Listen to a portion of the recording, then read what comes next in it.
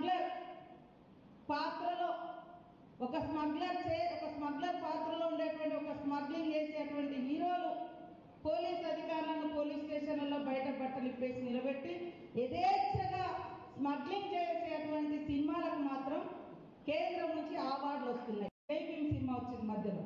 అంటే ఒక్క మామూలు మహిళ భర్త దొంగతనం పేరుతోటి ఒక ఉన్నత వర్గాలు కేసు పెట్టి ఇబ్బందుల పాలు చేస్తే చేతిలో సంఖలో బిడ్డ కడుపులో మరి రూపం పోసుకునేటువంటి బిడ్డ యొక్క సినిమాను అద్భుతంగా మన ముందుకు తీసుకొచ్చింది. అవునా, మాకు ఈ హక్కులు ఉంటాయా అని ఎంతో మందికి ఈ సినిమా ప్రేరణగా నిలిచింది.